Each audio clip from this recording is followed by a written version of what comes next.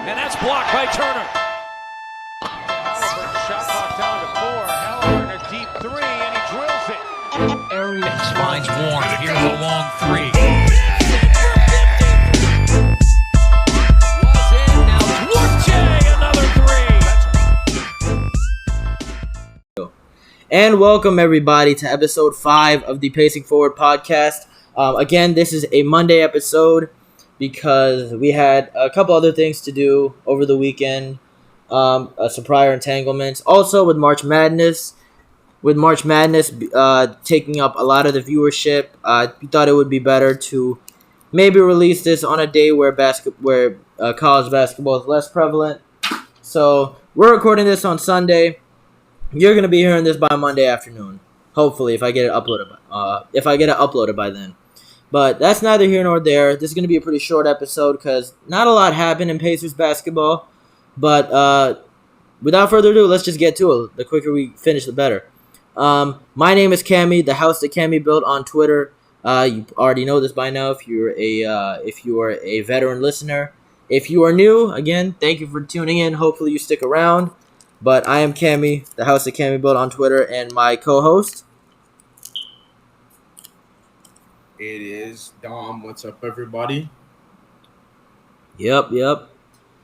And so talking about what happened this week. I mean, not much happened in terms of the Pacers and really the NBA in general. Nobody's really focusing on the NBA. We're all really talking about March Madness, college basketball. Who's gonna take it all the way? My pick is Arizona. But was that? My pick is Gonzaga. You're Gonzaga? So my pick is Gonzaga. You're Gonzaga? All right. Yeah, I go Gonzaga every year. Okay. But regardless of that, Indiana has had themselves a pretty interesting week quietly. I mean, not a lot of people have been paying attention to it. Pretty interesting, tracking in a backwards way. In a what way? I said pretty interesting, going kind of both ways. Yeah. Some good games, some bad games. Yeah. Some good performances, some bad.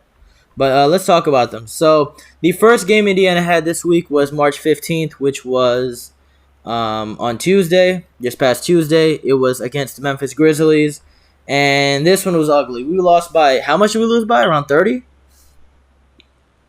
Yeah, about 30 points that we lost by this game. Huh, okay, wow. And it's a really uneventful game. Yeah, it's a pretty inexcusable loss because, I mean, we did this with Ja Morant out for Memphis. And Ja Morant wasn't playing, their best player, MVP candidate. And that was basically a free win handed to us, and we lost. I'm not mad we lost, but then again, I want close losses. I don't want 30-point losses to a team without their best player. You know what I mean? Yeah. And we've really been looking for Tyrese all week because he's kind of been in a slump. But he figured out this game. Or he figured it out today against the Trailblazers, but against the Grizzlies, he just really didn't seem like he was like all the way there. Yeah, it wasn't his best game. In fact, I would say it was his worst game since he got traded. Hell, maybe one of his worst games in the NBA so far. He had 4 points, 2 of 10 from the field, 0 of 3 from 3, 8 assists. 8 assists is pretty nice, but when you got Tyus Jones on you and not Ja Morant, you should be expected to do a little bit better. And again, I'm not mad that Tyrese is having these slumps, but like, only 4 points on 2 of 10 shooting with no free throws. That's kind of concerning. Yeah, and like we know he'll figure it out and he'll get out of this slump. But at the same time, you're like the leader of this team. You just got to take control. You got to take whatever shots you want. And if they go in, they go in. If they go out, they go out. And that's something we've been pushing for all year, just aggressiveness by Tyrese. Yeah. I mean, the guy definitely needs to be more aggressive. Again, we've said if you have like a spot to drive to the basket with or no defender, you have a bad defender on you, go drive to the basket, go shoot the ball. Don't be so passive, you know. Yeah. And we look at And then yeah, I mean we look at who else did good in that game. Terry Taylor was pretty nice, 14 points, 8 rebounds, 7 of 8 from the field. Been solid as usual. Isaiah Jackson, not that great. I mean, he had 2 blocks, 6 fouls, fouled out within 21 minutes. O'Shea, again, continuing the slump he's had, 3 of 12 from the field. Buddy Hield, 6 of 13. Okay, Malcolm Brogdon, pretty bad. But Jalen Smith, man, Jalen Smith has been on one for his entire Pacers career. I mean, 15 points, 8 rebounds, 2 assists, 5 of 12 from the field, 2 of 5 from 3. This guy's been, I dare to say that he has been one of the most consistent players we've seen in the past few years. He's definitely been our most consistent trade asset. You know, since the trade for they traded for. Ooh, who did the Suns trade for? The Suns, Torrey Craig. Yeah, Torrey Craig. Yeah. So since the Torrey Craig trade, he's been one of our more consistent players, and obviously that comes with having a player like Halliburton playmaking, and Halliburton's playmaking is never going to go anywhere. He's one of the more consistent playmakers in this league, but Jalen Smith has just been like everything that you could ask for these past few games. Yeah, exactly. I mean, Jalen Smith, ever since we've traded for him, he's been everything we wanted and then some. And I mean, this is just increasing his stock around the league. I mean, some team is gonna want to take a flyer for him, and hopefully, he finds it in his heart to return to the team that gave him a chance. I mean, it is really stupid that we can't sign him back because he is unrestricted because another team declined his team option, but. Hopefully that doesn't matter. We can get him back. I'm not too sure of that, but I'm hoping so. All right, that's what we're praying for. Yeah, really. And it's not super possible, but if we had him back, it would be really good. Yeah, we'd love him back. We'd love him back. And I mean, continuing on after the Grizzlies game, we had the Rockets game that was on Friday. We won that by 3. Tyrese Halliburton, again, pretty bad game. 4 of 9 from the field, 1 of 6 from 3. 7 assists, 10 points only. Again, continuing the slump he's been in. Brogdon was huge. 11 of 19, 2 of 6 from 3. 2 rebounds, 4 assists, 25 points. O'Shea Brissett, 4 of 13. Again, shooting terribly from the field. Buddy Hield, 4 of 20. I didn't think it could get any worse, but damn. But then we look at the final starter that we have to take a look at. And what do we have here, huh? Goga Batazde. Yeah. 23 points against the Rockets, 9 rebounds, 3 assists. He's been, we usually give Goga his we don't usually give Goga his props, but he's been a pleasant surprise these last few games. Yeah, Goga's been fantastic. Goga now has been more like what we thought he was going to be when we drafted him, or even in his second year, because I think maybe now Goga realizes that if he doesn't step it up, his time on the Pacers and maybe in the NBA is limited. Yeah, because I mean we have big men that can easily replace him. Yeah, so, exactly. If he doesn't find that offense, I mean, he just like he's already gotten DNPs this year, so it won't be hard to face him out of the lineup. But he's slowly starting to prove that he can be a solidified starter. Or not, I wouldn't say solidified starter, but he can be a solidified solid backup. Yeah, exactly. And I mean, we don't need him to be something crazy. We just need him to be a solid backup third string center that can maybe start because of injuries. Maybe start after injuries plague the starters. It's very possible that he can be that, and I've always said this. He has the potential to be that. Goga Batadze, past few games, he's been shooting he's been averaging 17 and 8 on 75% from the field. So this is more of the Goga that we wanted coming into the season. We thought he was going to take that leap, and maybe he is now. We'll see. Yeah. Really pleasant surprise from Goga. Anything else we can dissect from the Dwayne Washington Jr.? Washington had 13 points, 5 of 13, 2 of 5 from 3. He was pretty nice. He's been nice overall, really. He's got the mindset that we want Tyrese to have. Yeah, really. He's coming off the bench. He knows that he's one of the better scorers off the bench. So just take whatever shot you can find, honestly. Yeah, exactly. It's not like if you miss it, it's not the end of the world. We're not trying to win games here. Yeah. So this is a development year for the young guys. Dwayne's been a very, very nice surprise, nice addition to this team so far. Yeah, absolutely. Just adding on to the success of the 2021 draft, which has looked dynamite so far. And I mean, talking about 2019. What else? We just skip to Oh, go ahead. Yeah, I mean, talking about the 2019 draft. Talk about Chris Duarte for a second.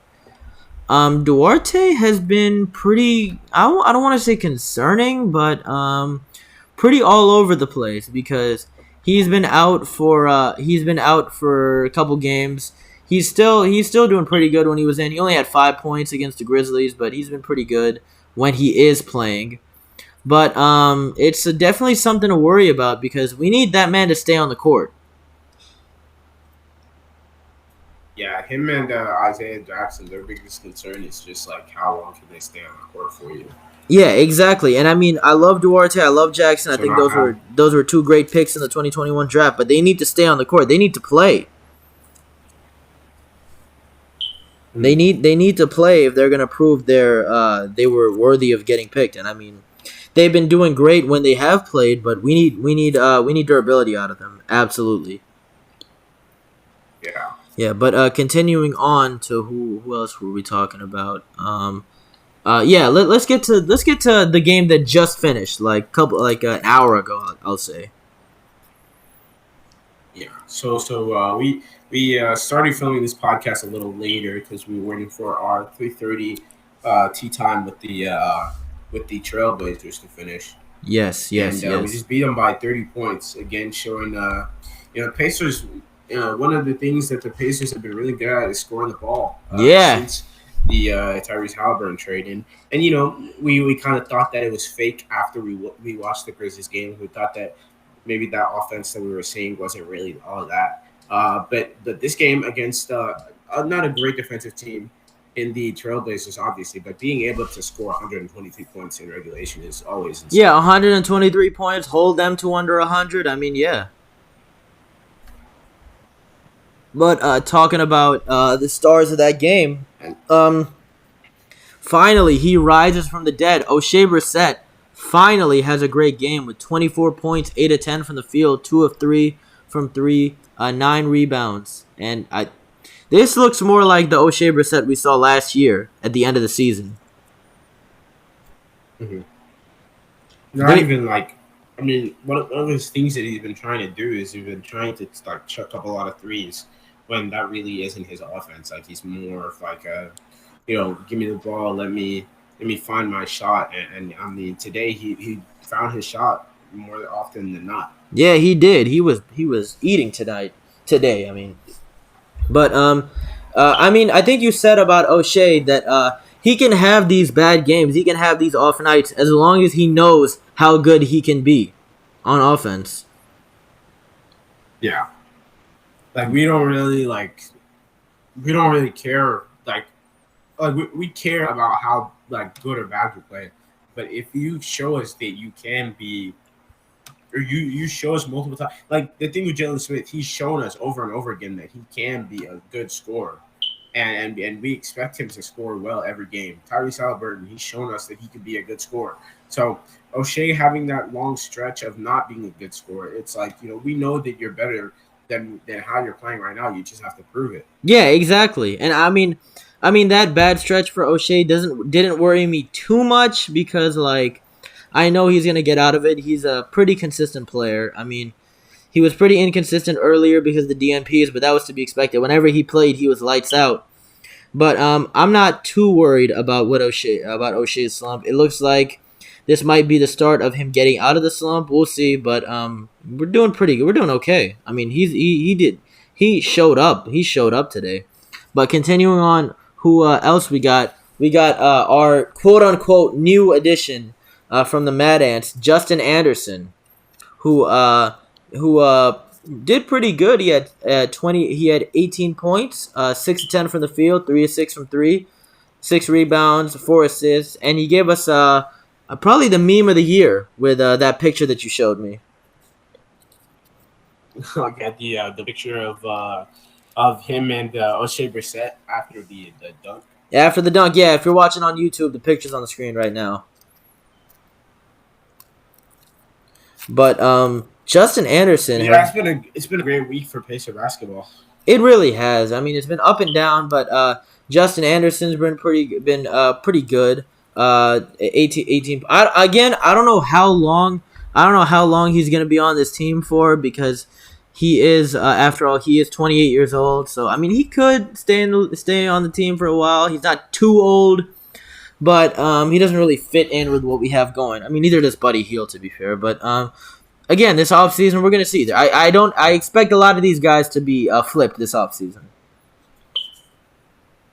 Yeah. But talking about going back to O'Shea for a second, I think you said he can easily be a starter, him or Jalen Smith, if they just show more consistency.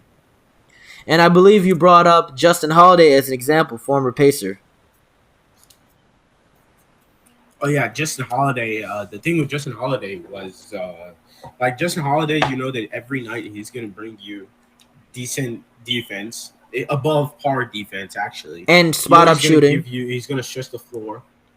He's gonna stretch the floor, even if he's not hitting them. He's still a 3-point threat. Yes, every single night, and you know that he might give you 15. He might give you 20 every game. So like, if O'Shea just keeps that mindset of I'm gonna be a threat on the floor. I'm gonna you're gonna have to guard me on the 3-point line. You're gonna have to space the floor for me.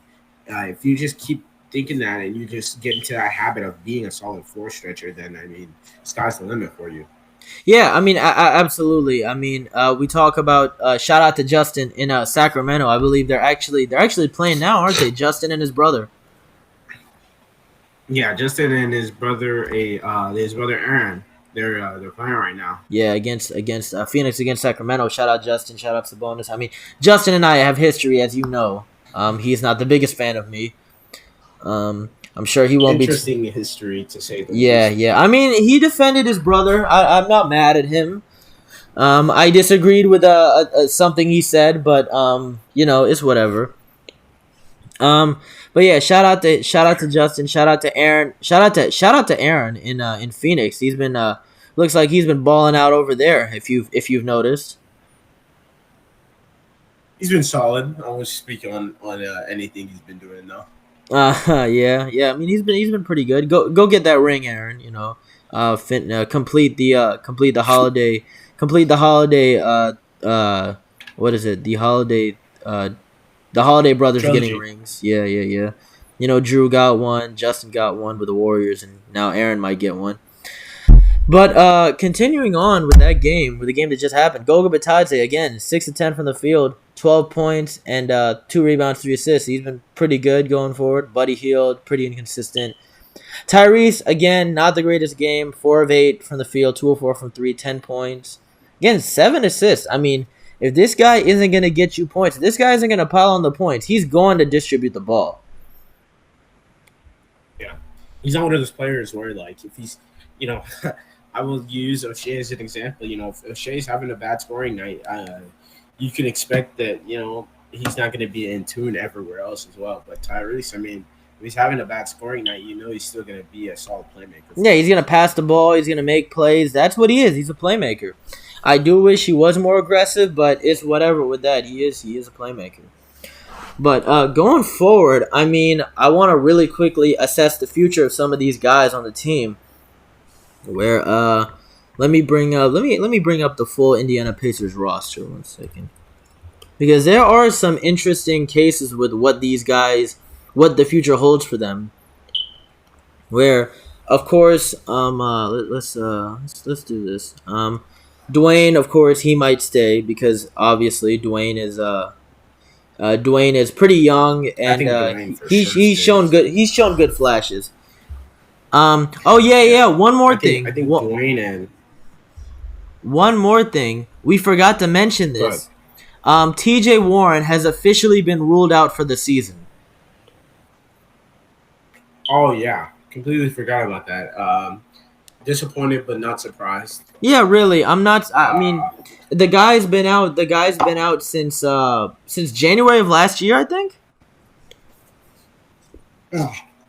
Yeah. So he's yeah. So he's I been, remember seeing a tweet that said T.J. Warren got injured and hasn't played. Or sorry, it was Tom Brady won a Super Bowl, retired and unretired, all in the time that T.J. Warren has still been injured. yeah. Just Yeah. I as he mean, did the to guy's most been of out the since time. January of 2021, maybe even December of 2021, with a stress fracture in his foot.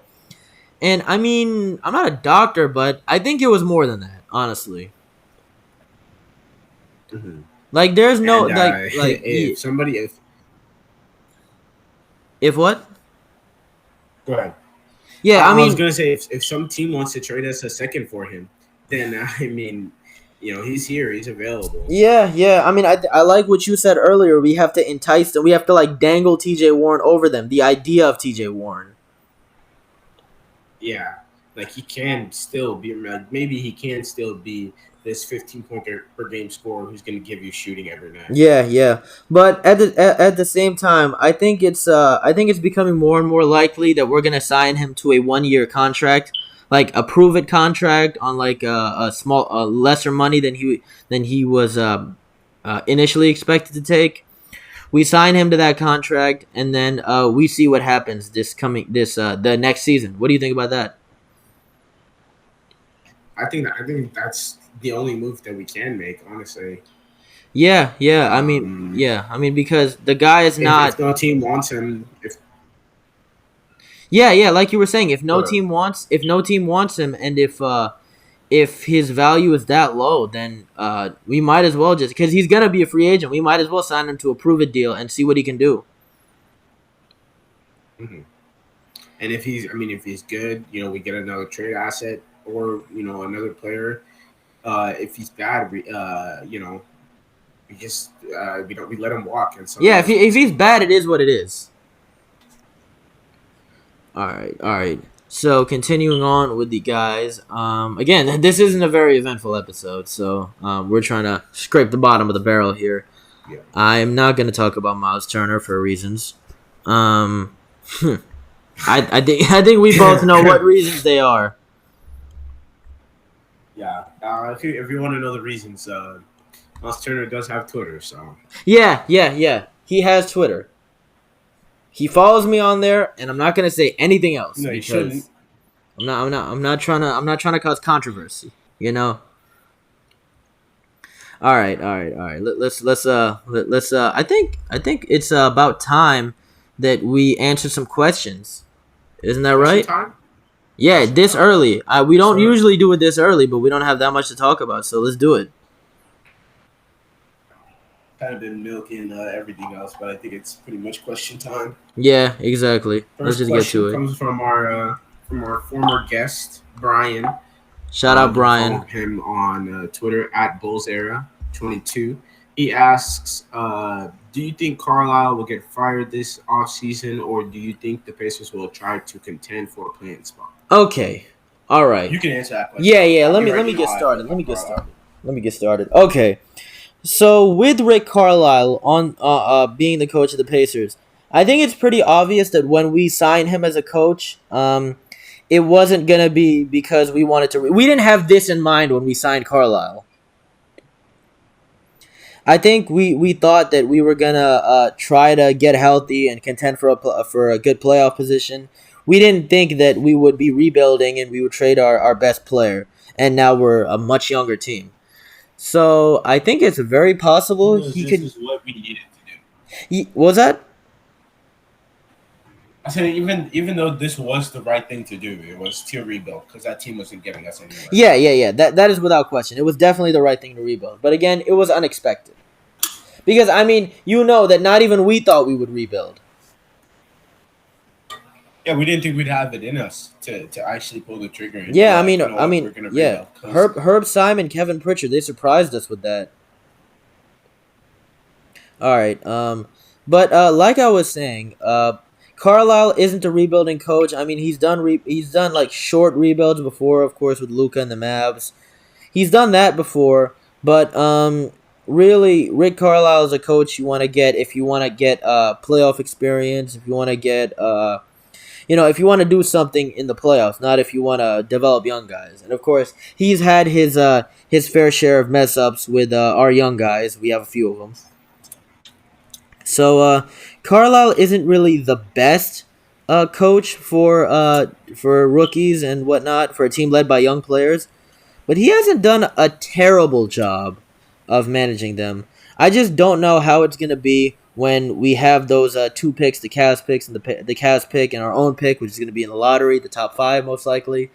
I just don't know how it's gonna be with him having to juggle that many young guys on the team and for it to go as smoothly as it might go with a different coach. So I think it's very possible we fire him, but at the same time, that would give us what is that?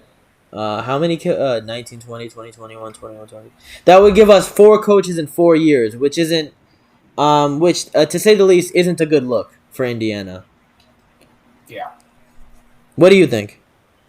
We've had a lot of GM switches, a lot of coaching switches. So we kind of want more consistency, more continuity. I think Rick Carlisle is a good coach. Yeah, I think Carlisle is a good coach. Obviously, he's made the offense look amazing. So yeah, he has. Can't knock the guy for that. But we were talking about it earlier. If Rick Carlisle were to be fired, we want to do like Kenny Atkinson, who is like a development kind of coach and is going to prompt Tyrese and all of those. Absolutely, absolutely, as many shots as they want. Yeah, absolutely. I mean, if we could get a guy like Kenny Atkinson, I mean, this segues into another question that was given by our good friend Chris.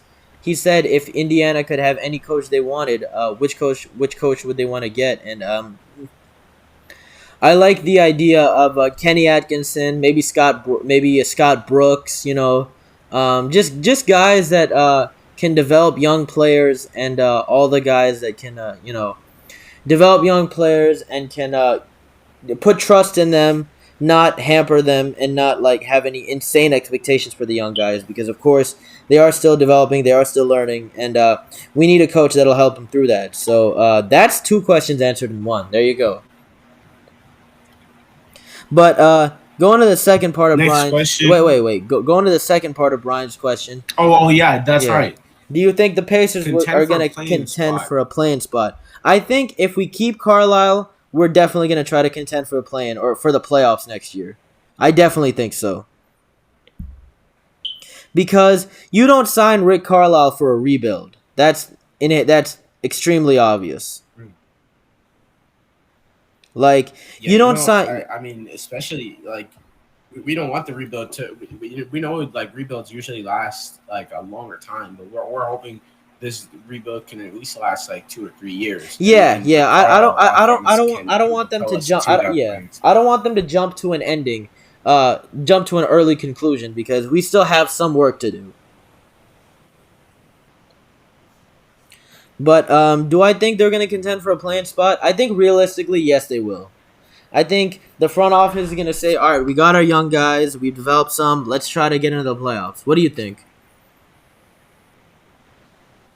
Yeah, I mean, it's the Pacers, man. They want to contend. They want to be in the playoffs as bad as possible. So I would expect them, this time around to. I hope that the same PG AD situation doesn't happen, where they're afraid to pay big bucks to get to add to the championship team. But it should be interesting. I mean, we already have the framework. Yeah, we do. We have a good framework for this.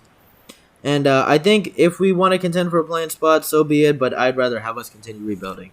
Before we get to our next question, we need to talk about what's going down on March 23rd, what game the Pacers have. This is probably one of the games that the fans are most looking forward to.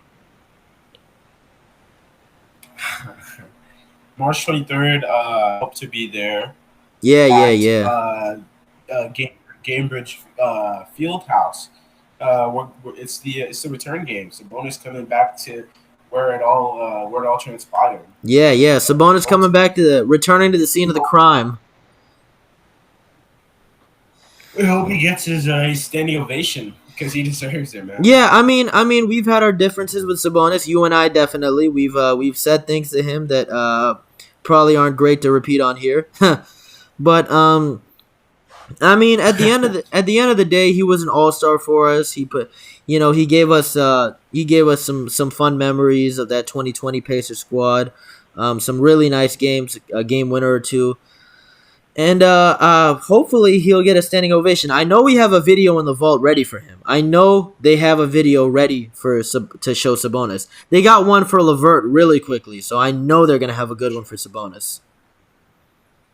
Yeah, they've definitely. I mean, they've had time. So if they don't have a video for Sabonis, I'll be pissed. Yeah, and another thing I'm kind of pissed off about is the fact that Miles isn't gonna play, because I know a lot of people are still debating on who should have been traded, Miles or Sabonis. I was always on the Miles train. Keep Miles, trade Sabonis, and I really wanted to see him go up against Sabonis go up against Sabonis on the 23rd, but I guess I think we're gonna have to wait till next season for that. Correct?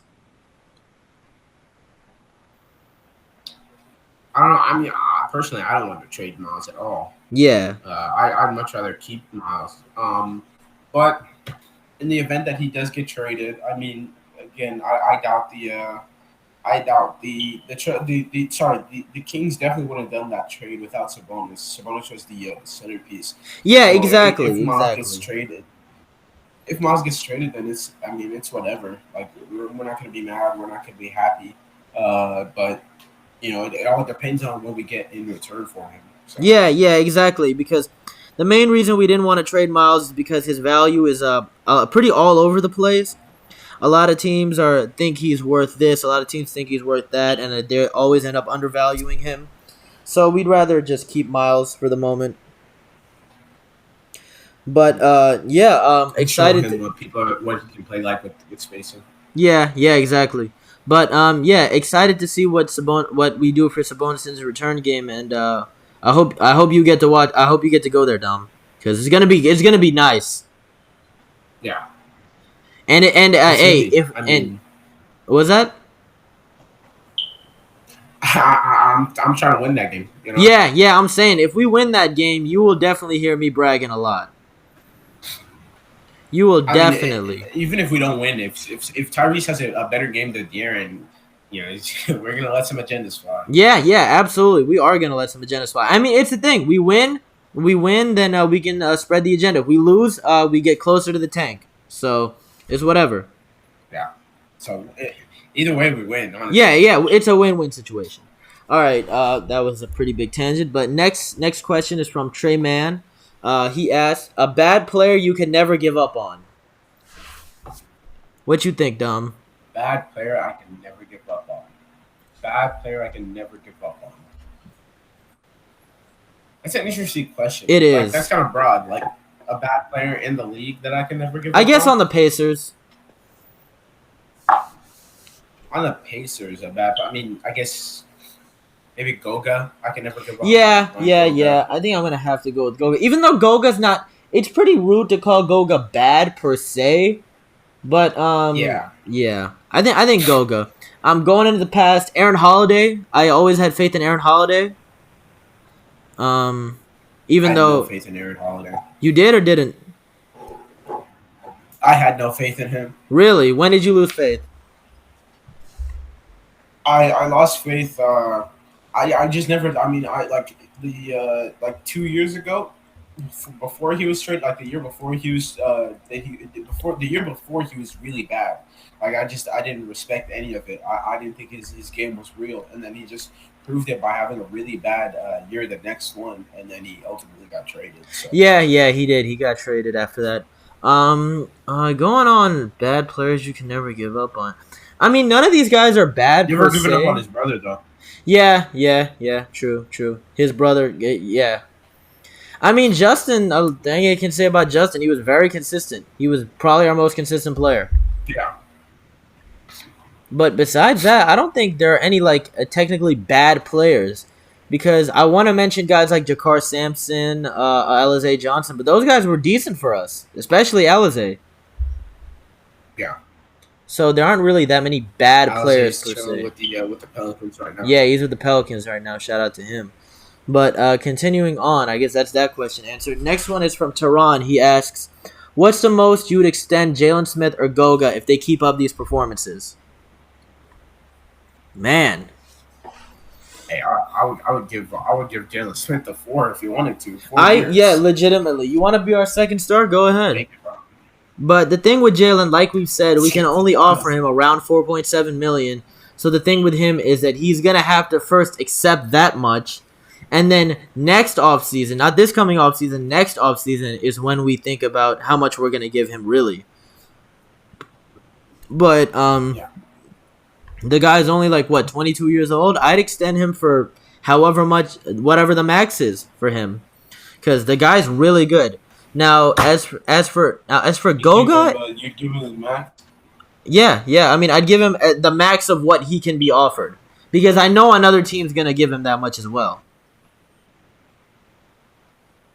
All right, but with Goga, it's a bit different, because with Jalen, he's very consistent, but with Goga, it's like how long can you keep this up for? Because Goga, of course, he can ball out. We know that. But, again, with how much progress he's made the past couple years, with, what he's done, it's like, is this a fluke run, or are you actually going to make this more of the norm? You know what I mean? Yeah. So, maybe, I would extend him to, a 2-year deal. Not even a 2 year. I'd give him 1 year to see if, it's actually real, and if it's not, then I really don't see the purpose. Yeah, 1 year with a team option.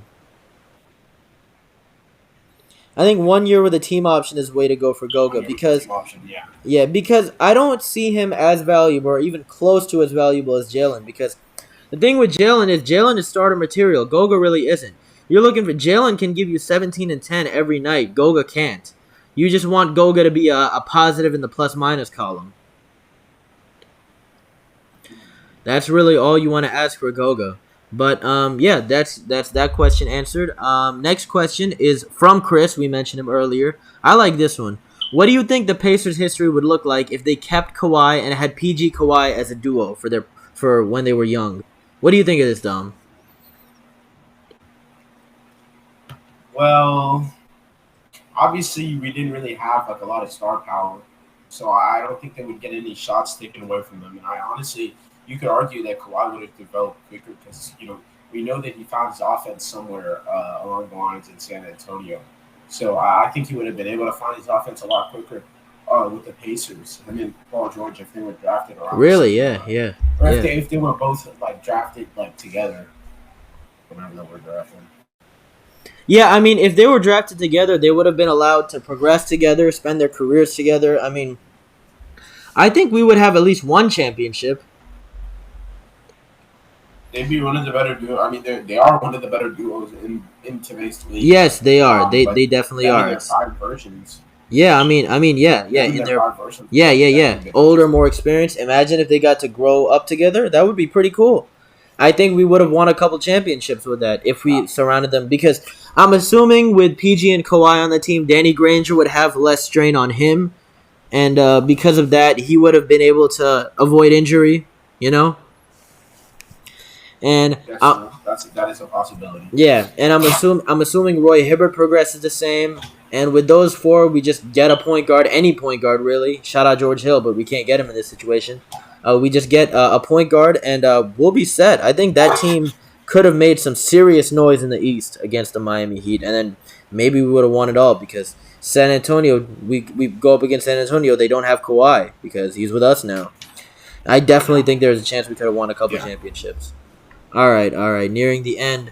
We're only up to around 40 minutes, so again, pretty short episode. This one comes from. Why don't you read this one? Last question comes from our good friend Delano Dimes. He asks, "What is the package or asset that you would like to receive for Buddy Hield realistically? Keep in mind his contract and the feasibility that a trade can occur with that team." Yeah, feasibility essentially is like if it can happen I, or not with how much the team, you know, with how much the team doesn't like to make yeah, trades. I don't know anything about. I don't know anything about the contracts right now. His contract situation or what contracts would match his Let, situation, but realistically, I mean, just to name out some teams that can use him, like any contender that could include the Mavericks, the Lakers, the Nuggets if they wanted to, like yep, any yep. team that needs shooting, like I wouldn't mind trading him to any of those teams. I don't think they would mind trading with us. Is what I'm Yeah. trying to say. And I mean, I think this is a good time to bring back the comment that our friend Jew made in here. Make sure to follow him at Curry Piston on Twitter. He said Dallas for Davis Bertans, Josh Green, and a pick. He would fit next to Luka, decent defender, able ball handler, top tier shooter. And Pacers, we get a young player and a pick in return. Uh, Minnesota for Malik Beasley and a pick. And then like a heel to the Suns for Shamit Payne and a pick, to Jazz for Clarkson, young player and a pick. I like those. I like the Dallas one. I also like the Wolves one. I really like Malik Beasley, so I think those could be pretty good. But again, it's more like a team that's trying to go over the edge, over the hump, and if they have a young player and some picks they can give us, then why not? We can definitely do that. Yeah. All right. I think is that really it? We are at 41 minutes and 20 I think seconds. that's it, man. Really? In a slow week. Hey, let me cook up for a second. Yeah, go Deshaun ahead. Watson. Oh my Traded to the God. Browns.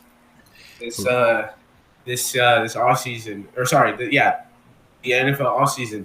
Deshaun Watson traded to the Browns. Baker Mayfield hopefully coming to Indiana. Who knows? Baker Mayfield, What else? Jameis Winston The hope might Dolphins- come into the Colts. The Dolphins just signed Teron Armstead off the Saints. That's pretty interesting. I'm just trying to fill time up. Keep them we're- coming. Keep them coming so I can put all these guys in the tags of the YouTube video. We are a sports related podcast, not just basketball. We watch football. Ask Yes. us football questions if you want to. If you made it this far, ask us any football questions. Yeah, I mean, go ahead. We can- That's more of try our Don. best to answer them. Yeah, absolutely. We're actually no. Cammy, if you want to ask Cammy baseball questions, he's got baseball up his fucking mind. So answer Okay, all your dude. All right. We're going there now. All right. Got the Did- Bengals. They're trying to fix Joe Burrow's The offensive line. Any nicknames? Yeah. Yeah. Trying to keep his body intact by signing La'el Collins. I'm not gonna. I know I butchered that, but whatever. What else? We the Colts. I'm a Colts fan. We added the Gakwe from the Raiders, the Las Vegas Raiders. Yep. And then the Las Vegas Raiders as well. They just traded for. They got the best wide receiver in the league, in my opinion, Devontae Adams. And they Right. also added a top tier defensive player. I forgot who they added though. Max Crosby. Yeah, Max Crosby. Or no. Crosby was already there. Chandler Jones. They Yeah, added Chandler Jones. So it should be an interesting defense. Should be an interesting offense. You know, you never know what you're going to get with Derek Carr. They still got Hunter Renfro. With Devontae Adams, that's going to be a nice wide receiver duo. Yep. Absolutely. Should be interesting. Yeah. Their division is pretty cool. I think somebody said that. I think somebody said that. Derek Carr is the worst quarterback in the division ever. Yeah, like I think he's like right outside the top 10. He's not really like turnover prone, but he's also not like the greatest decision maker. He's just kind of like the epitome of mid in terms of like quarterbacks. Yeah, true. So you never know what you're gonna get with him. I mean, he's playing with his best friend in Devontae Adams. Yeah, he is. Hopefully He they'll have is. like a connection. He is. And figure that out. Deshawn Watson, we talked about him earlier. He's thrown to Amari Cooper. Yep, they're hoping to he bring back just Jarvis signed. Yeah, he Landry. just got traded. They actually picked up our starting quarterback from a few years ago in Jacoby Brissett. He's kind of bad, but whatever. He's a okay backup. Yeah. I don't know, that's all I can think about in terms of football right now. Yeah. Chargers got really good this offseason. The Rams just traded Robert Woods earlier today. Packers are interesting. I don't know what they're doing right now. They got to figure out their receiving situation. Yeah, the Colts. I'm a Colts fan, so I'm just waiting for some QB news because I need a quarterback. We need a quarterback. So y'all need a quarterback badly. Yeah. Who's your best quarterback right now? Honestly, we don't have a quarterback right now. Really? I could not name to you who like if the season started today, I could not name you who the quarterback would be. Wow. We legitimately don't have. We might start Jonathan Taylor at quarterback. Wow. And he is a running back, so. Yeah. But anyways, Yep. But anyways, with that being said, football for the Pacing Forward podcast. Yeah, football on a basketball podcast, fantastic. But is there anything else you want to add, Dom? No, that should be everything. All right, fantastic. All right, with that being said, we are up to around. Shout out Freddie Freeman for signing with the Dodgers. L.A. Dwight. Okay. All right. If you made it this far, we appreciate you sticking around because we didn't really talk about that much this week. I don't expect this episode to do that good. Hopefully, as the playoff race gets closer, we things get juicier.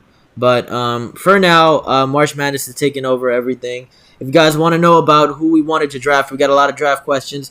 I direct you to the previous podcast we had with Brian, Bulls Era 22. Make sure to follow him there. We talked about the draft and who we wanted to get and who was going to ball out in March Madness. And with all that being said, we appreciate you tuning in. Hopefully you come in next week. And we'll see you guys later, man. Have a nice week, y'all. Yep.